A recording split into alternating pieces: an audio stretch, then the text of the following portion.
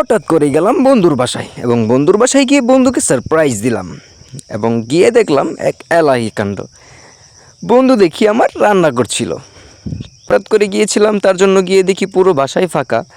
So তার জন্য প্রথমেই গিয়ে তার বিছানাটা দেখলাম, বিছানা খালি। সো এইদিকে আমি আবার ওর পুরো ঘরটা দেখলাম, ঘরটা দেখে দেখি ভালোই।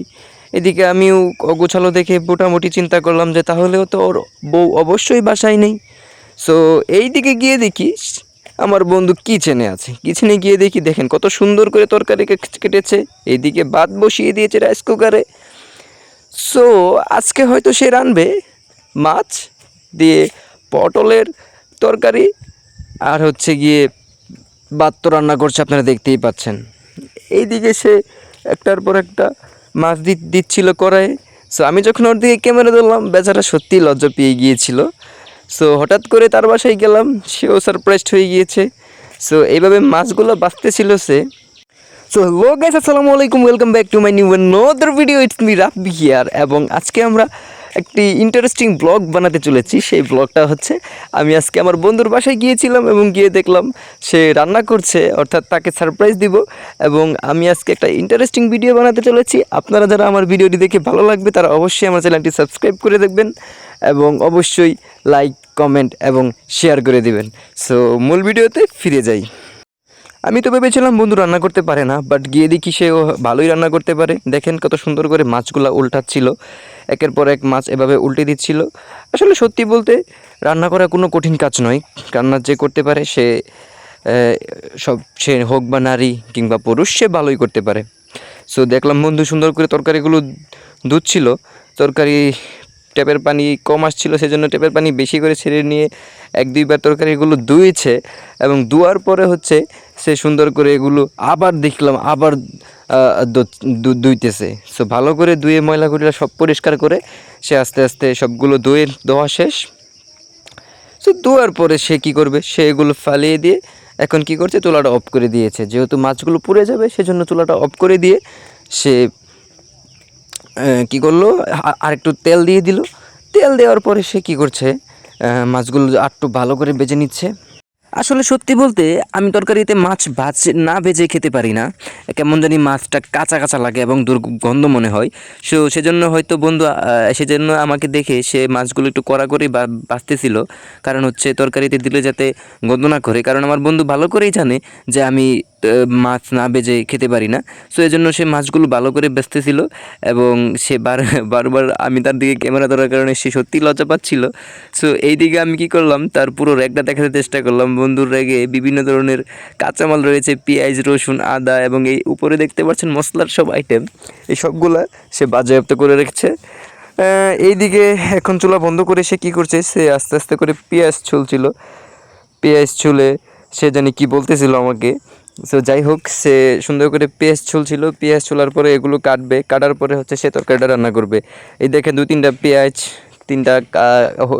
দুইটা রসুন, কাঁচামরিচ এগুলো সে একসাথে নিয়েছে। এগুলো সে পোলার পর হচ্ছে এগুলো দিয়ে তরকারি রান্না করবে গাইস। আর এর মাঝখানে কী হয়েছিল, একটা মজার কাহিনী আপনাকে বলি। বন্ধু যখন আমার পেঁয়াজ কাটতে দিয়েছিল তখন খানি ঘন ঘন হাঁচি দিচ্ছিল। বুঝেনি তো, মহিলা মানুষের কাজ যখন পুরুষ মানুষ করে তখন কেমনটা লাগে ব্যাপারটা। এদিকে আমি আবার ভাতটা উদাম করে দেখলাম, যেহেতু রাইস কুকারে ভাত দিলে আর দ্বিতীয়বার দেখা লাগে না, তারপর আমি বারে দেখছিলাম। এইদিকে আমি আমার বন্ধুকে আবার দুষ্টুমি করে বলেছিলাম, বন্ধু কী রান্না করবা? বন্ধু বলে ফিশড রাইস। ফিশড রাইস কি, এটা কি যদি আপনারা জানেন আপনারা অবশ্যই কমেন্টে জানিয়ে দিবেন। আমি সত্যি জানি না ফিশড রাইস কি। এটার বাংলা করলে হবে হয়তো মাছ ভাত, হইতে পারে সে এটা যে জন্যই বলেছে ফিশ রাইস। সো এই পর্যায়ে গিয়ে বন্ধু সুন্দর করে রসুনগুলো এবং পেঁয়াজগুলো কাটতেছিল এবং কাটার পরে সে হচ্ছে সবগুলো একটা বাটিতে করে রাখছিল। আমি আবার তার সকল জিনিসপত্রগুলো আবার ভালো করে উল্টিয়ে দেখছিলাম তাকে রাগ ওঠানোর জন্য, কিন্তু শালা রাগই উঠলো না। সো এই দেখেন কেমন করে মহিলা মানুষের মতো করে কাটছিল সে পেঁয়াজ, আদা, রসুনগুলা এবং কাঁচামরিচগুলা। আমি তাকে অনেকক্ষণ ধরে রাগ ওঠানোর জন্য চেষ্টা করতেছিলাম, কিন্তু আমার বন্ধু এতটাই ধৈর্যশীল যে ওর রাগ উঠেই না গাইস। সো এই মুহূর্তে এই পর্যায়ে তার কাটাকোটা সব শেষ। সো এখন কি করবে, সে হয়তো ফাইনালি গিয়ে তরকারি রান্না করবে।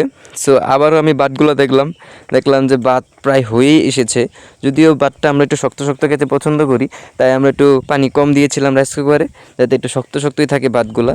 এই পর্যায়ে বারে যেহেতু ভাতের আপনারা কি বলেন জানি না, আমরা বলি ভাতের ফ্যান। সো এই ফ্যান উতলে পড়ছিল, সেজন্য আমরা ঢাকনাটা একটু ফাঁক করে দিলাম, যাতে রাইস কুকার বাহিরে ভাতের পানি না পড়ে। সো ভাত হওয়ার পথে এ পর্যায়ে বন্ধু বলে একটু লাড়া দিয়ে দে। সো আমি এক হাত দিয়ে ক্যামেরা আর এক হাত দিয়ে লাড়া দেওয়ার চেষ্টা করলাম। লাড়া দেওয়ার পরে হচ্ছে গিয়ে আবার ডেকে দিলাম। আসলে ব্যাচেলার মানুষের রান্না তো ব্যাপারটা বুঝতেই পারছেন, ব্যাচেলার মানুষের রান্না এরকমই হয়। সো কোনো রকম খেয়ে দিয়ে জীবন পার করতে পারলেই এনাফ। এই পর্যায়ে বন্ধু কী করলো, বরাত তেলের মাঝে আদা রসুন পেঁয়াজ যেগুলো কাটছিল সেগুলো সবগুলো দিয়ে দিল এবং আস্তে আস্তে লাড়া দিচ্ছিল। সো তেল সে একবারেই কম দিচ্ছিল। যে ওর বউ হইলে কী করতো জানেন গাইস, ওর বউ হলে এতগুলা তেল দিত। সো যেহেতু সে রান্না করছে, তাই আজকে সে তার যতটুকু প্রয়োজন ততটুকু তেল দিচ্ছে এবং তেল দেওয়ার পরে সে চুলার আঁচটা কমায় দেয়। আমি বলি ওকে চুলার আঁচ বাড়িয়ে দিতে, কিন্তু সে কী করে চুলার আঁচ দেয় কমিয়ে। কেমনটা লাগে বলেন তো গাইস। সো চুলার আঁচ যদি বাড়িয়েই না দেয় তাহলে রান্নাটা হবে কি করে। সে ভয় পেয়ে খালি কমিয়ে দেয়। আমি কই না রে ভাই তুই বাড়া, সে বলে না আমি বাড়াবো না।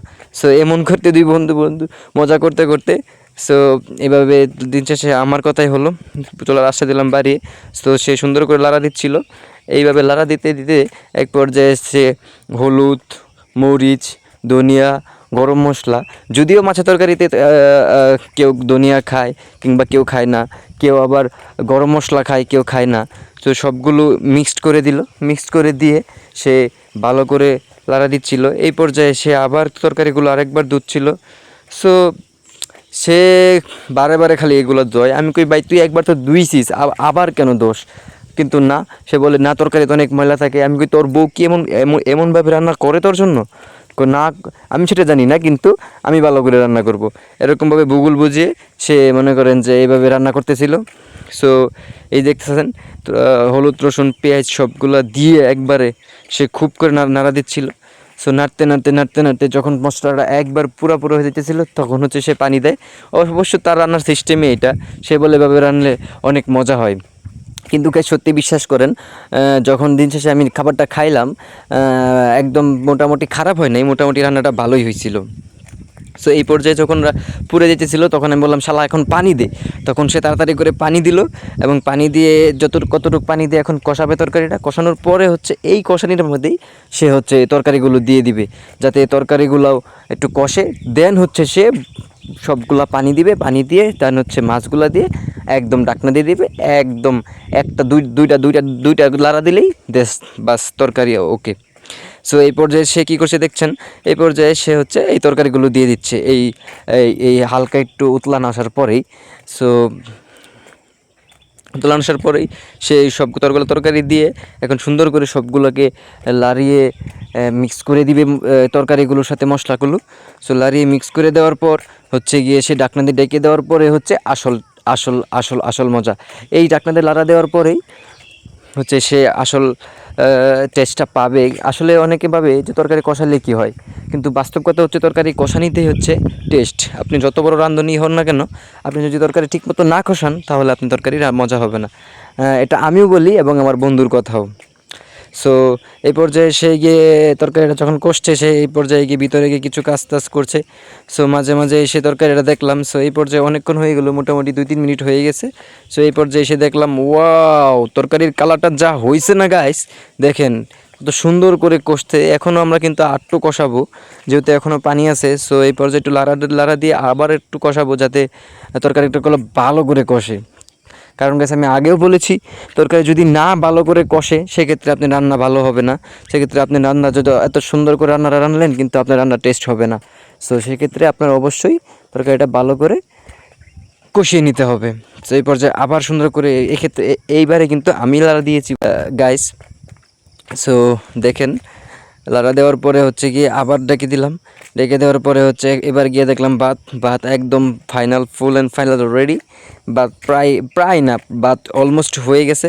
সো এখন হচ্ছে গিয়ে আবার সে লাড়া দিচ্ছে একটু, যদি যদি হয়তো আমরা শক্ত খাই বলে একটু পানি কম দিয়েছিলাম, এখন দেখি একটু বেশি শক্ত হয়ে গিয়েছে। সো তার জন্য আমরা আর একটু লাড়া দিয়ে দিলাম যাতে উপরের ভাতগুলো নিচে গিয়ে একটু নরম হয়। সো এই পর্যায়ে গিয়ে দিই তরকারি একদম পানি শুকিয়ে গিয়েছে। সো এখন হচ্ছে আমরা একটু লাড়াচাড়া করে ফাইনাল পানি দিয়ে দিব, যার ফলে হচ্ছে আপনার তরকারিটা একদম ফাইনাল কষে যাবে। এই যে দেখেন, যার যতটুকু দরকার ততটুকু পরিমাণ মতো আপনি পানি দিয়ে দিবেন। পানি দিয়ে দেওয়ার পরে এখন হচ্ছে সে এটার মধ্যে মাছ দিয়ে দিবে। আমি বলেছিলাম মাছগুলো একটা উতলান আসলে পরে দাও, কিন্তু আমার বন্ধু বলছে যে না, উতলান আসলে দিলে মাছের গ্রানটা পায় না, সেজন্য সে এই এখনই মাছটা দিয়ে দিবে। যার কারণে হচ্ছে মাছের গ্রানটা তরকারির সাথে মিক্স হবে। এটা যদিও আমার কথা না, আমার বন্ধুর কথা। সো যেহেতু আজকে সেই রাঁধুনি, তার মতামতই ফাইনাল। এদিকে আমি রুমে আসলাম, তরকারি এখন রেখে দিয়ে সে একটু ইউটিউব চালাচ্ছে। যেহেতু বাবি বাসায় নেই, সেহেতু সে কত কাজ যে করতেছে গাইস, আল্লাহ মাবুদ জানে। সো এইদিকে আমি আবার আসলাম, আইসে দেখি এইবার দেখেন তরকারির কালারটা কি হয়েছে। মনে হয় তরকারিতে একটু মরিচ বেশি পড়ে গিয়েছে, যেহেতু বুঝতেই পারছেন পুরুষ মানুষের রান্না, তো একটু জালটা বেশি হয়েছে, তার কারণে তরকারির কালারটা একদম লাল টকটকা হয়েছে। যেহেতু আমরা একটু জাল বেশি খেতেই পছন্দ করি, সেহেতু আমরা একটু জাল বেশি দিয়েছিলাম। আপনারা যারা জাল কম খেতে পছন্দ করেন তারা জাল কম দিবেন। সো এখন আমার বাড়ি থেকে একটু কল আসছে, সো আমি এখন বাইরে যাব। বাইরে যাওয়ার আসার পরে আমরা তরকারি দিয়ে ভাত খাবো। সো আজকের এই পর্যন্তই। বন্ধুর সাথে তার বাসায় আজকে না বলে দাওয়াত খাইলাম। সো গাইজ, ভিডিওটা কেমন হয়েছে অবশ্যই আমাকে কমেন্টে বলে যাবেন, এবং অবশ্যই আমার চ্যানেলটি সাবস্ক্রাইব করবেন, এবং অবশ্যই আমাকে ফলো দিয়ে রাখবেন, যাতে এরকম নতুন নতুন ইন্টারেস্টিং ব্লগ আপনারা পেতে পারেন। এবং কখনোই ভুলবেন না লাইক, কমেন্ট এবং সাবস্ক্রাইব করতে। Bye bye.